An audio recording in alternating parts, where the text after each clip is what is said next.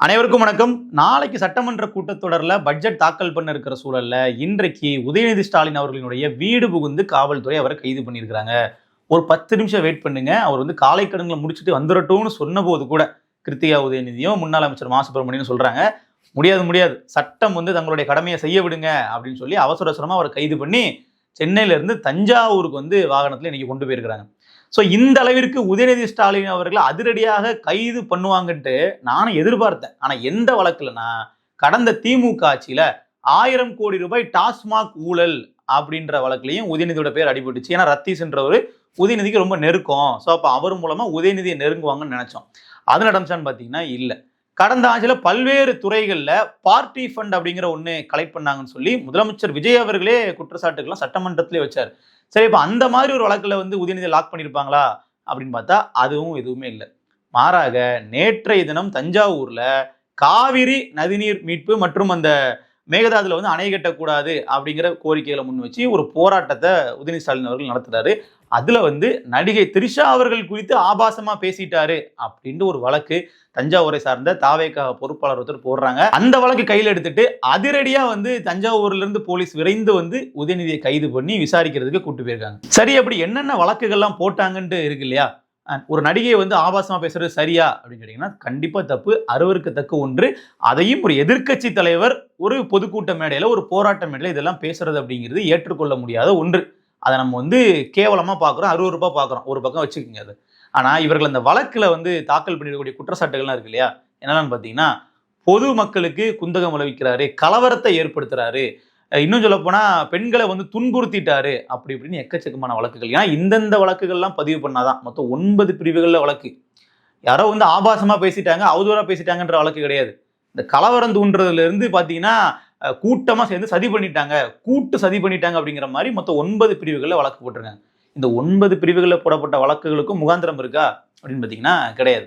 அப்ப இப்படிலாம் தாக்கல் பண்ணி வழக்குகளை போட்டு அவரை வந்து கைது பண்ணி கூட்டிட்டு போறாங்க. ஸோ இது முழுக்க முழுக்க அதிகாரம் வந்து எங்ககிட்ட இருக்கு, நாங்க உன்னை என்ன பண்றோம் பாரு அப்படிங்கிற ஒரு பழிவாங்கல் நடவடிக்கை.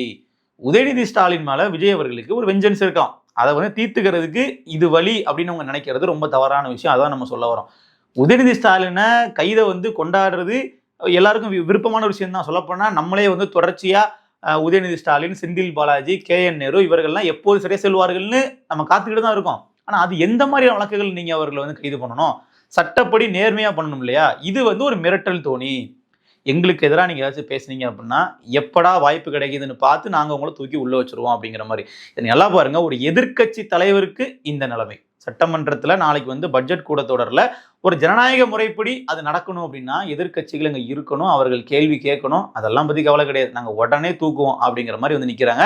அப்ப எந்தெந்த வழக்குகளுக்கு இவர்கள் முன்னுரிமை கொடுக்குறாங்கன்னு விஷயம் இருக்கு இல்லையா? உடனே ஒரு கூட்டம் கிளம்பி வந்துருவாங்க. அப்ப பெண்கள் குறித்து என்ன வேணாலும் பேசலாமா? பெண்கள் பத்தி ஆபாசமா பேச நாங்க பொறுத்துட்டு இருக்கணுமா?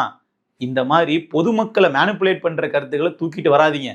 பெண்கள் பற்றி ஒரு அரசியல் தலைவர் மேடைகளில் ஆபாசமா பேசினார்னா அவர் மீது வழக்கு பதிவு பண்ணலாம், அவரை சட்டப்படி நீங்கள் வந்து விசாரிக்கலாம், எல்லாம் பண்ணலாம். கைதுங்கிறது எதற்கு? ஒரு கேள்வி வருது இல்ல, கைதுங்க எதற்குன்ட்டு. அதுக்கு அவர்கள் விளக்கமும் சொல்றாங்க. உதயநிதி ஸ்டாலின் அவர்கள் வெளியில் இருந்தால் சாட்சியங்களை, ஆதாரங்களை அழித்து விடுவார், அதனால் அவரை கஸ்டடியில் எடுத்து நாங்கள் விசாரிக்க வேண்டும்னு சொல்லி அந்த மனுவில் குறிப்பிட்டிருக்காங்க காவல்துறை. நீங்க நல்லா பாருங்க, என்ன ஆதாரம் இருக்கு? அவர் பேசுனது டிஜிட்டலா வந்து எல்லார் கையிலையும் ப்ரூஃபா இருக்கு, யார் வேணாலும் தட்டி பார்க்கலாம் அவர் என்ன பேசினாருன்ட்டு. ஆனாலும் அந்த ஆதாரத்தை அழிச்சிருவாருன்னு சொல்லிட்டு அவர் நாங்கள் கைது பண்றோம்னு சொல்றாங்க. ஸோ இதெல்லாமே வந்து ஒரு வெளிப்படையாவே தெரியுது. பொதுமக்களே பார்க்கறது எப்படி இருக்குன்னா, எப்ப இதுக்கெல்லாமா கைது பண்ணுவீங்க? இதெல்லாம் கைது பண்ற அளவுக்கு ஒரு விஷயமா? தமிழ்நாட்டிலே இவ்வளவு பெரிய கமோஷன் ஏற்படுத்துற அளவுக்கு இது ஒரு குற்றமா அப்படின்னா மக்களே வந்து கேட்கறாங்க. வெளிப்படையே தெரியுது இது சட்டப்படி நடவடிக்கை எல்லாம் இல்ல, இவங்க திட்டமிட்டே பண்ற விஷயம் அப்படிங்கிறது. நமக்கே இதெல்லாம் தெரியுதுன்னா சட்டம் படிச்ச நீதிபதிக்கு இதெல்லாம் தெரியாதா? 12 மணி வரைக்கும் உங்களுக்கு டைம், அது வரைக்கும் நீங்க வந்து கைது பண்ணக்கூடாது, அதுக்கு மேலதான் நீங்க கைது பண்ணணும் அப்படின்னு சொல்லிட்டு நீதிமன்றம் முதல்ல உத்தரவு பிறப்பிக்கிறாங்க. உயர்நீதிமன்றம் இந்த வழக்கு அவசரமா எடுக்கணும்னு சொல்லிட்டு இவர்கள் திமுக தரப்புல போய் நீதிமன்றத்தை அப்ரோச் பண்ணும்போது 12 மணிக்கு மேல எடுக்கிறோம், அது வரைக்கும் கைது பண்ணக்கூடாது, நாங்க வந்து ஒரு உத்தரவு பிறப்பிக்கிறோம்னு சொல்றாங்க. அந்த உத்தரவையும் மீறி போலீஸ் வந்து கைது பண்ணியிருக்காங்க. அதுக்கு அப்புறமா ஒரு உத்தரவு வருது, இன்றைக்குள்ள நீங்க உதயநிதி ஸ்டாலினை விடுவிச்சே ஆகணும் அப்படின்னு சொல்லும்போது இவர்கள் என்ன சொல்றாங்கன்னா, ஐயா நாங்க வந்து அவரை ரிமாண்ட் பண்ற திட்டத்துல எல்லாம் இல்ல, அவர் விசாரணைக்கு ஒத்துழைச்சா போதும், நாங்க ஒரு சில கேள்விகளை கேட்டுட்டு விட்டுருவோம் அப்படின்னா அந்த கேள்விகளை கேட்கறதுக்காக சென்னையிலிருந்து தஞ்சாவூருக்கு வேன்ல வந்து கொண்டு போறாங்க.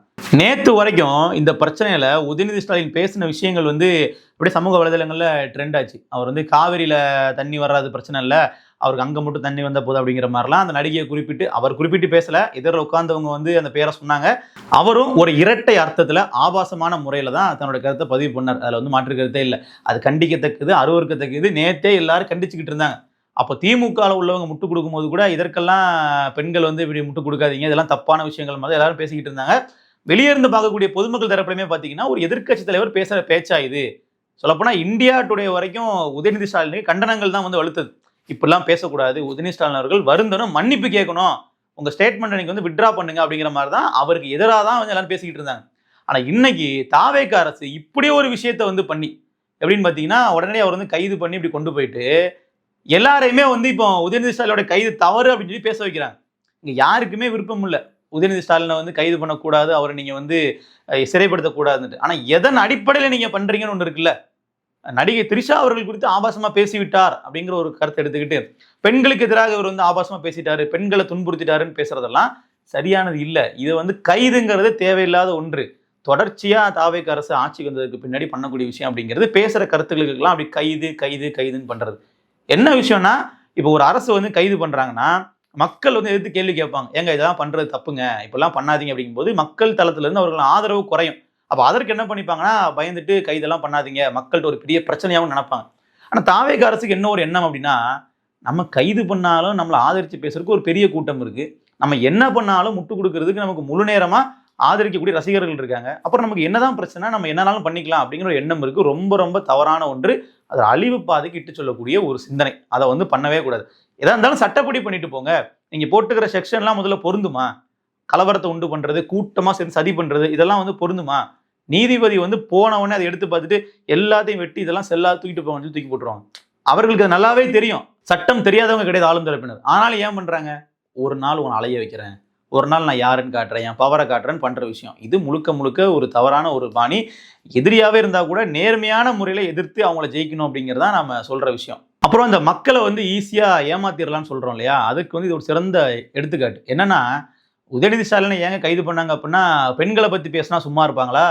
பெண்களை வந்து இப்பெல்லாம் ஆபாசம் பேசினா எங்க அண்ணன் சும்மா இருப்பார் அப்படிங்கிற மாதிரி பேச வைக்கிறாங்க இல்லையா விஜய் ரசிகர்கள், தாவேகா தொண்டர்கள் எல்லாம். முதல்ல இது ஒரு தவறான ஒரு வாதம், தவறான விஷயம். இப்படி பேசாதீங்க.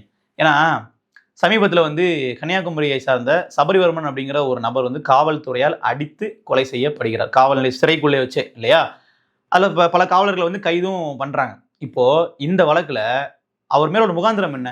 அவர் வந்து போதைப் பொருள் குட்கா வச்சிருந்தாரு கடையில அப்படிங்கிறது. இப்போ சில பேர் வந்து நம்ம கமெண்ட் போடுறதை பார்க்க முடியும். கடையில வச்சு குட்கா வித்தவனை தானே போலீஸ் வந்து பிடிச்சு அடிச்சு கொன்னாங்க, இதுல ஏன் நீங்க வந்து அவங்களுக்கு வக்காலத்து வாங்குறீங்கன்னு கேட்பாங்க. இது ஒரு மோசமான கருத்து. மக்களை ஈஸியா மேனிபுலேட் பண்ணிடலாம்.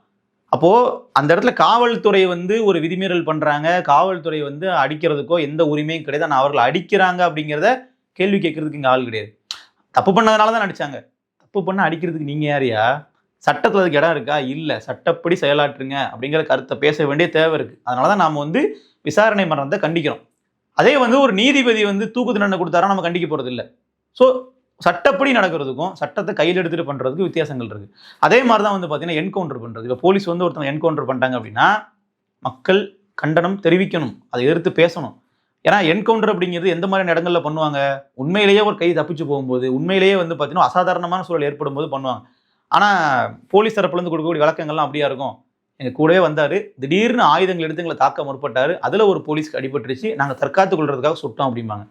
இதை வந்து நம்பாததை தாண்டி தெரிஞ்சே வந்து பாத்தீங்கன்னா இதெல்லாம் வந்து ஆதரிப்பாங்க.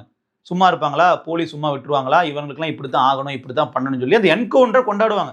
இவர் மேலதான் இவ்வளவு கொலை முயற்சி இருக்கே, அப்ப சுற்ற வேண்டியதான். இவர் மேலதான் இந்த மாதிரி கஞ்சா கடத்தல் வழக்கு இருக்கே, சுற்ற வேண்டியதான் அப்படிங்கிற மாதிரி இவர்களே தீர்ப்பு எழுத ஆரம்பிச்சிருவாங்க. அப்ப இது மாதிரியான விஷயங்கள் தான் இன்னைக்கு நடந்திருக்கிறதும். உதயநிதி ஸ்டாலினுடைய கைது அப்படிங்கிறது இந்த வழக்கில் தான் நம்ம தவறுன்னு சொல்றோமே தவிர அவருடைய பேசின கருத்து சரின்னு சொல்லலை. அவர் வந்து ஆபாசமா பேசினாருன்னா பேசினாரு, அதற்கான வழக்கை போட்டு அதற்கான விஷயம் நடவடிக்கை எடுங்க. யாருமே எங்களை எதிர்த்து பேசிடக்கூடாது, எதிர்த்து பேசிட்டாங்க அப்படின்னா நாங்கள் என்ன வேணாலும் பண்ணுவோம் அப்படிங்கிற ஒரு போக்கு கடந்த ஆட்சியில் திமுக வந்து பண்ணாங்க. இப்போ அதே தான் தாவேகா வந்து பண்ணுது. எந்த அளவுக்குன்னு பார்த்தீங்கன்னா திமுக வந்து குண்டாஸ் போட்டுருவாங்க. நீங்கள் பேசினதுக்கெல்லாம் குண்டாஸ் போட்டது திமுக ஆட்சி. தாவேகா அதுல இருந்து கொஞ்சம் கூட மாறாம அதே மாதிரி ஒரு ஆட்சியை பண்றாங்களோன்ற ஒரு பார்வை இருக்கு. சட்டப்படி நடவடிக்கை எடுங்க. சட்டத்துல என்ன இடம் இருக்கோ அதை மட்டும் பின்பற்றுங்க அப்படிங்கிறத நம்ம சொல்லக்கூடிய விஷயம். நன்றி.